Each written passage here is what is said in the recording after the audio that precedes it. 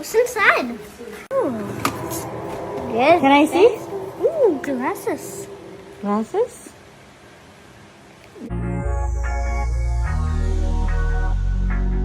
Meow. Meow. Meow, meow. Okay, wear it.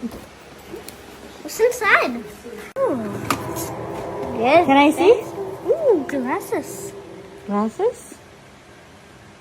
What's this? Lunchbox. I think it's a pencil case. Oh, food. Oh, that's so yummy. And your Water jug. Well, let's see. Can I see? Let's see. Let's see over here.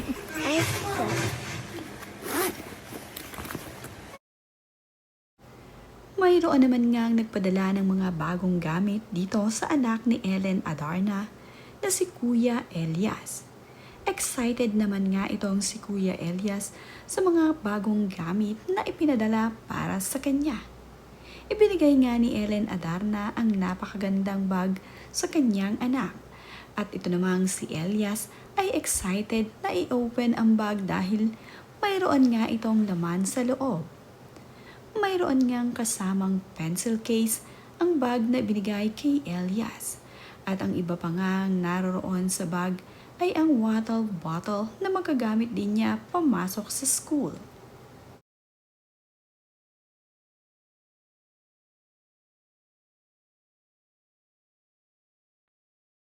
May kasama nga ring salamin na magagamit itong si Elias na kanyang pamasok.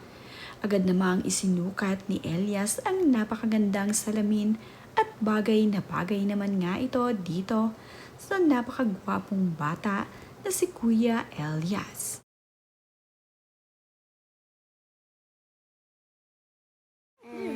Oh, this is rubber. Yeah, nice. Wow, wow, wow. Thank you. Can you show me your bag? Do you like it? Yes, I do. Excited na ngang pumasok sa school itong si Elias. Excited na kasi siya na magamit ang mga bagong gamit pamasok sa eskwela.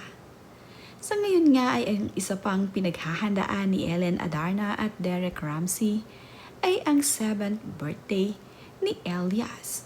Soon nga ay magbo-birthday na itong si Kuya.